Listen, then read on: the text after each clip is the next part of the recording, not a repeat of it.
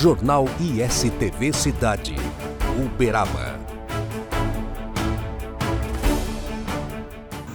Estamos de volta com o ISTV Cidade, noticiário da família uberabense. No programa de hoje, a gente traz para a família uberabense mais uma vez um assunto, um tema que é de fundamental importância todo mundo ter conhecimento, ter boa orientação, que é o quê? O relacionamento entre casais separados, aquela coisa da paternidade que fica ali com problemas judiciais, o direito de família. E para falar sobre isso aqui, ao meu lado, a doutora Michele Pires, que é especialista em direito de família e vai trazer alguns esclarecimentos para nós. Em primeiro lugar, doutora, muito obrigado por aceitar o nosso convite. Eu que agradeço o convite, Paulo. É um prazer estar aqui novamente. Imagina, a gente aqui agradece, porque, olha, se tem uma coisa que a gente escuta todo dia, em praticamente todas as famílias, são vários e vários problemas envolvendo o direito de família, principalmente quando o assunto é guarda compartilhada. Esse pega, mas pega mesmo, né, doutora? Pega, Paulo, pega muito, principalmente pelas informações equivocadas que são divulgadas. Confusões. Confusões quanto a convivências, confusões quanto ao período que a criança deve permanecer com cada genitor. Direto. Tem um tal de 15 dias com um, de 15 em 15 dias com um, de 15 em 15 dias com outro. Isso a lei, como é que ela faz? Então, Paulo, na verdade, a guarda compartilhada, ela é o instituto sobre as decisões da vida da criança. Então, os genitores, os pais vão compartilhar as decisões sobre a criança. Certo. Que escola que a criança vai estudar, que tipo de esporte que a criança vai frequentar, quais os médicos em que ela vai ser atendida, como vai ser a vida da criança, o cotidiano da criança. Certo. De regra, existe uma residência-referência, que a gente fala, que é onde é a casa, a residência da criança. Certo. E o outro genitor, ele tem o direito de convivência. Então, ele vai ter a criança, o filho, consigo em dias acordados com a outra parte ou fixados pelo juiz. Quando a senhora fala em a casa onde a criança fica, eu percebo que hoje em dia as coisas são tão assim, né? A informação chega de forma tão rápida que eu tenho um neto de 11 anos e ele sempre fala assim: é a minha casa na casa do vovô, é a minha casa na casa da outra avó, é a minha casa na casa da minha mãe.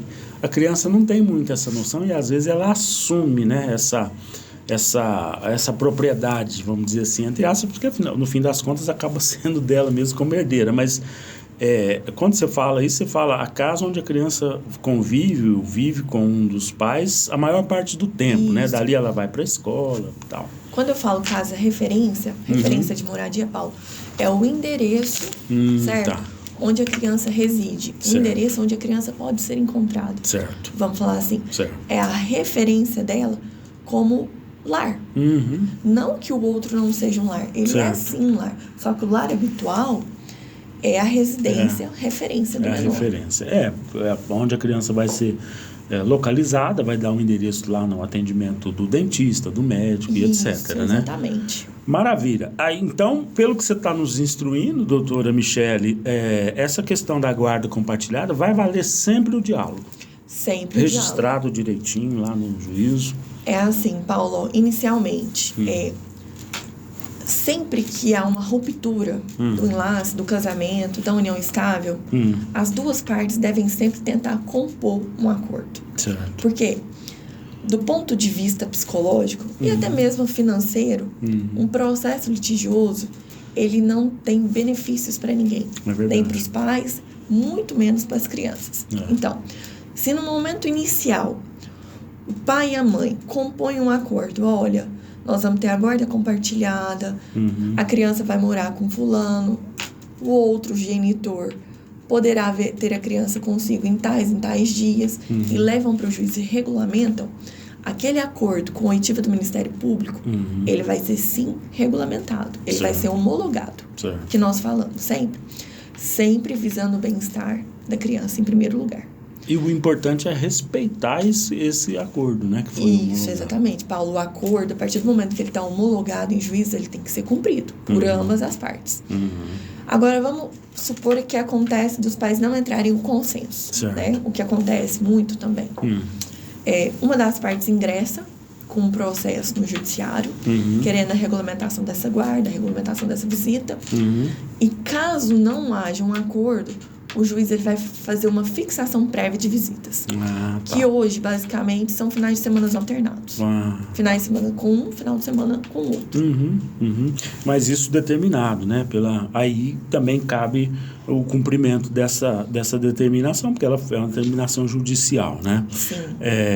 E no caso, uma coisa que eu escuto falar direto aqui, doutora, a tal da guarda unilateral. O que significa isso? Então, a guarda unilateral, Paulo, é só quando um dos genitores, um dos pais, tem o poder de decisão da vida da criança, certo?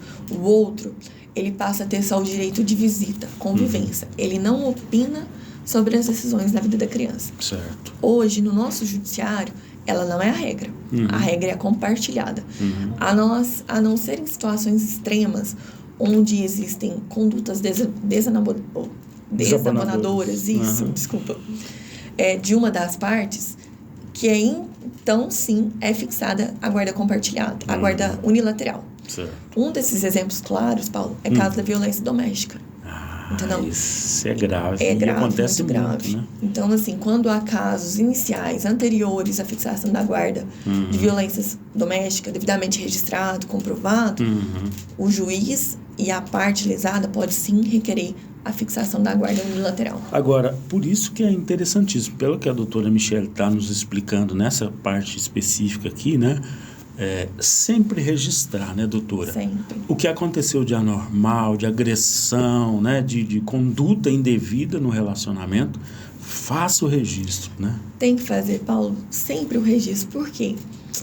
Por mais que a gente acredite que conheça a outra pessoa, isso vale para todo mundo, vamos falar assim, a gente não sabe o dia de amanhã. Isso. E aquilo que está no papel não sai caro para ninguém. O que está no papel combinado, todo mundo tem que cumprir. Não cumpriu, entra no judiciário requerendo o cumprimento daquela decisão. E além disso, né, a pessoa pode ter ali uma anomalia, uma doença mental, alguma coisa que possa mudar completamente o seu comportamento. E às vezes a gente convive com uma pessoa durante décadas, vem um problema mental, um distúrbio, né, psicossocial, alguma coisa assim, e pode mudar o comportamento dessa pessoa. E aí a gente tem que ter todas as precauções, né, doutora, para a gente não cometer nenhum erro, né? Eu vejo também falar muito sobre o tal direito de convivência. O que significa isso, doutora? O direito de convivência, Paulo, quer dizer o seguinte, que independente da situação dos pais que acabaram de se separar, certo, a criança tem o direito de conviver com a outra parte. Independente se a relação entre eles estão boa ou não, se a relação dos genitores está saudável ou não, a criança tem o direito de conviver com outro genitor. Isso é determinado por lei. E o genitor de ter convivência com seu filho. Entendi. Ou seja, é um direito natural que a justiça não abre mão, né? Em primeiro lugar, a criança tem que ter preservado esse direito, né? Exatamente. A criança, sempre que tem um processo que envolve menor, o interesse dela é sempre resguardado em primeiro lugar. Entendi. Isso é bom a gente esclarecer bem para a nossa audiência, que na maioria das vezes são pessoas formadoras de opinião, de meia idade para cima, né? Essa orientação, porque às vezes o pai ou o avô ou a avó, sabendo, né, dessas informações, fica fácil dele tomar o cuidado na medida certa, né? Doutora, a gente tem visto muito, mas muito mesmo, as pessoas falarem na alienação parental. Por isso eu queria que a senhora explicasse bem direitinho para nós, para a gente entender o que vem a ser exatamente, efetivamente, a alienação parental. Paulo, alienação parental, definido por lei, segundo a lei 12.318 de 2010, é a interferência na cognição psicológica da criança ou do adolescente em prejuízo ao outro genitor. Essa interferência, ela pode ser causada por pai, mãe, avô, avó, tio, tia, ou quem tenha a guarda da criança, certo?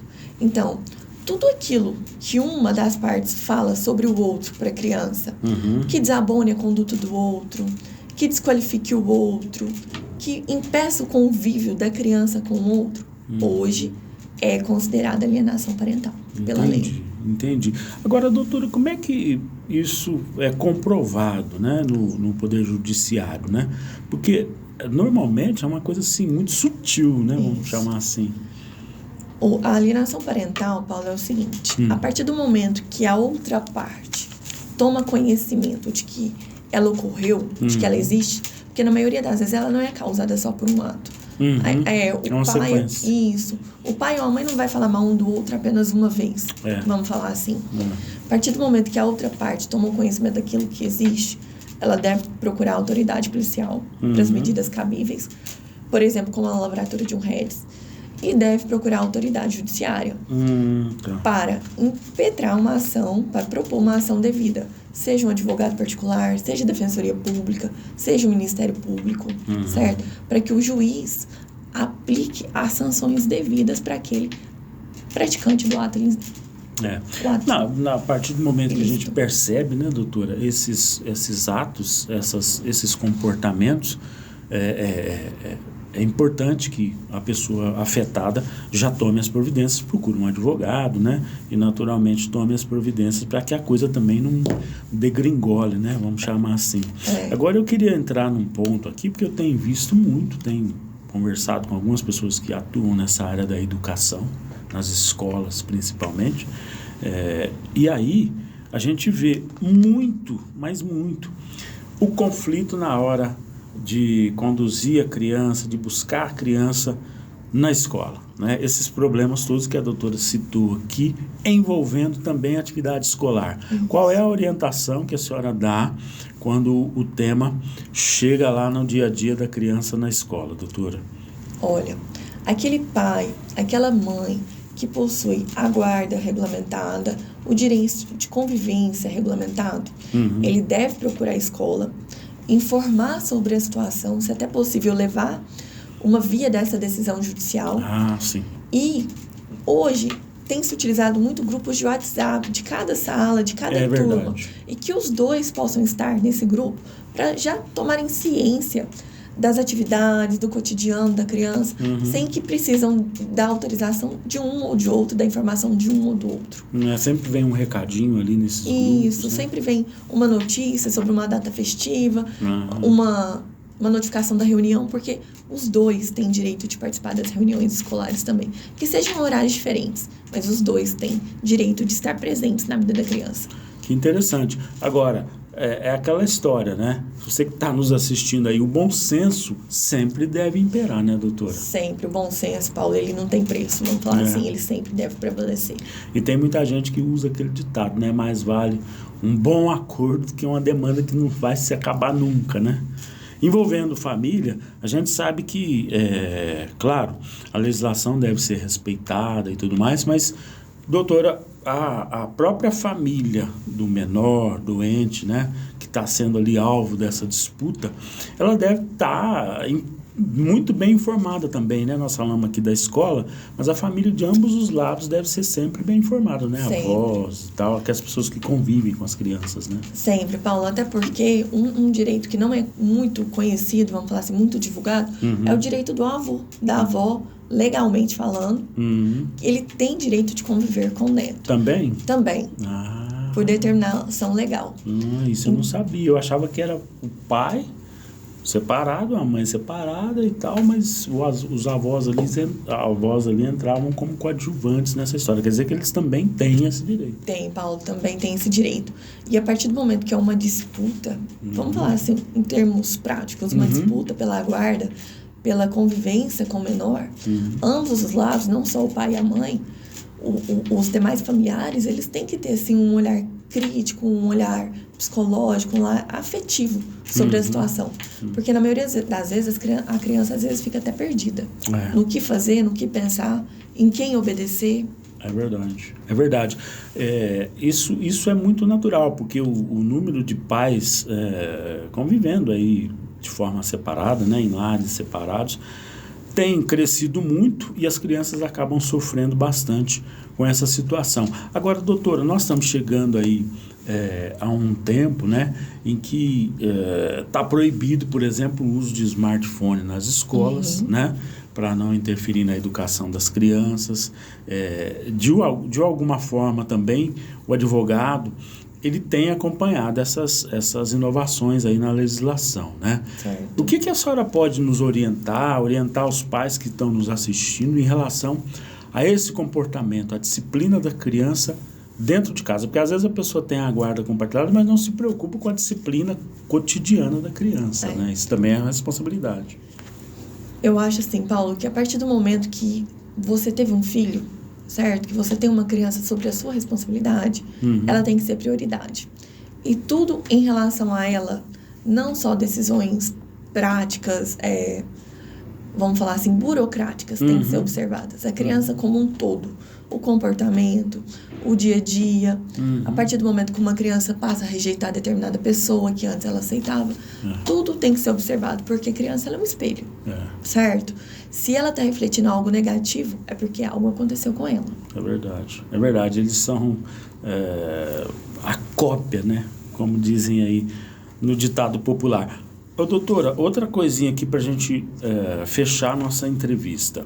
Eu tenho ouvido muito essa preocupação também, né? É o seguinte, as crianças que hoje em dia têm, por exemplo, mais de uma atividade, natação, balé, além da atividade escolar, isso também interfere na hora de dividir ali as responsabilidades. Mesmo que os pais estejam separados, essa responsabilidade não cessa, né? Não. Mesmo que os pais estejam separados, Paulo, a responsabilidade de convivência, certo? De atuação e a financeira, ela deve ser inicialmente na proporção de 50% a 50% para cada um. Entendi. Por que nós falamos inicialmente? Porque há casos em que um ganha um valor muito elevado do que o outro, então tudo isso deve ser calculado na hora da fixação. Mas inicialmente a gente fala em 50% a 50%. Essa responsabilidade. Isso. Muito bem.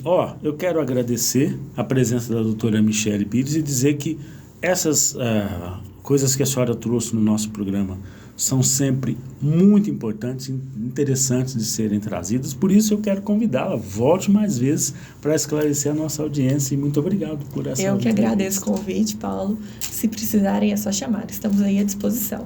Maravilha. E ISTV Cidade, o noticiário da família uberabense. Estamos apresentando Jornal ISTV Cidade, Uberaba. Café Silva, além do sabor, da qualidade, do aroma, agora vem com uma super novidade, o filtro reutilizável. Você economiza mais e o meio ambiente agradece. Café Silva, cada vez melhor. ISTV Shop, o seu shopping na TV. Moda, saúde, beleza, decoração. Promoções com produtos e serviços de qualidade. ISTV Shop, o seu shopping na TV. ISTV Play, o serviço de streaming para toda a família. Os maiores clássicos retrô reunidos em um só lugar. Aqui você curte a nossa programação quando e onde quiser. Aproveite o melhor dos filmes, séries e documentários. Não fique de fora. Acesse istvplay.com.br e assine. Sabe aqueles momentos com a família, sentados à mesa, momentos que nos fazem bem, que nos fazem felizes? Para acompanhar uma prosa boa, tem que ter Café Silva. Café puro, direto da roça. Produzido com tecnologia sem contato manual. Para uma qualidade diferenciada, deixa a gente fazer parte desses momentos da sua vida. Telefone 034 991 59 39 39. Atendendo toda a região. Café Silva, cada vez melhor. voltamos a apresentar Jornal ISTV Cidade, Uberaba. Estamos de volta com o ISTV Cidade, noticiário da família uberabense, para falar sobre uma delícia de Minas, o queijo Minas artesanal. Reconhecimento dos modos de fazer queijo Minas artesanal como patrimônio internacional da humanidade será o centro das atenções da Expo Queijo Brasil 2025, Araxá International Cheese Awards, evento internacional que acontece entre os dias 26 e 29 de junho deste ano e que quer celebrar oficialmente o título que foi concedido pela Unesco em dezembro do ano passado, conforme, aliás, nós noticiamos aqui no ISTV Cidade. O Sistema Agricultura, mais uma vez, marca presença na programação que será realizada no Grande Hotel e Termas de Araxá, informa o governo do estado. O governo mineiro destaca que o queijo Minas, como um monumento muito importante de valorização e celebração do reconhecimento da Unesco, é o centro dessas atenções. O governo também chama a atenção para o peso deste concurso. A 5ª edição da Expo Queijo terá mais de 8 toneladas de queijo em exposição neste concurso. A programação inclui Feira Internacional de Negócios, a já tradicional Vila Gastronômica e Cultural e o Fórum Internacional com palestras e debates. Você pode conferir mais informações nas redes sociais da feira, o @ExpoQueijoBrasil. Mudamos de assunto no ISTV Cidade para falar sobre voleibol feminino. Fundação Municipal de Esporte e Lazer, a FUNEL, promove no dia 10 de março, próxima segunda-feira, a partir das 2 horas da tarde, a seletiva para equipes de voleibol feminino da Fundação. Os testes serão na Arena FUNEL, localizada na Avenida Orlando Rodrigues da Cunha, 1853, no bairro Abadia, e são voltados para atletas nascidas entre 2010 e 2014. O processo seguirá a mesma dinâmica da seleção masculina, com testes aplicados em 3 horários, conforme a faixa etária dos participantes, explica o coordenador de voleibol da FUNEL, professor Alexandre Leandro, que esteve aqui quando da divulgação da seletiva masculina. As meninas, que são a bola da vez, entre aspas, né, na seleção de voleibol, nascidas em 2013 e 2014, participam da seleção às 2 horas da tarde. As de 2011 e 2012, 3 horas da tarde, e as de 2010, às 4 horas da tarde. Todas as avaliações serão nas quadras da Arena FUNEL. Para participar, as interessadas deverão preencher formulário de inscrição até o dia 8 de março. Está disponível no link acessível através da bio do Instagram da FUNEL, o @funel.uberaba. No dia da seleção, as atletas devem comparecer à arena no horário correspondente à sua categoria, acompanhadas de pais ou responsáveis vestindo roupas evidentemente adequadas para a prática esportiva e também tênis. A seletiva masculina, que tem o seu resultado já divulgado, pode ser conferida através das redes sociais da FUNEL. E com isso nós chegamos ao fim de mais esta edição do ISTV Cidade, o noticiário da família uberabense. Jornal ISTV Cidade. Notícias exclusivas de Uberaba todos os dias, aqui na ISTV. Ao meio-dia e às 8:30 da noite. Uberaba, terra de gigantes. A cidade dos dinossauros, de Chico Xavier e do Gado Zebu, integra a programação da ISTV. Vamos mostrar Uberaba e todo o seu potencial de turismo, desenvolvimento econômico, polo de excelência em saúde, educação e muito mais. A população de Uberaba agora junta-se à rede ISTV, com mais de 150 milhões de telespectadores em todo o Brasil. Através das antenas parabólicas, TV digital via satélite, TVs conectadas e TV a cabo. segunda a sexta-feira, ao meio-dia e às 8:30 da noite. ISTV Cidade, o noticiário da família uberabense.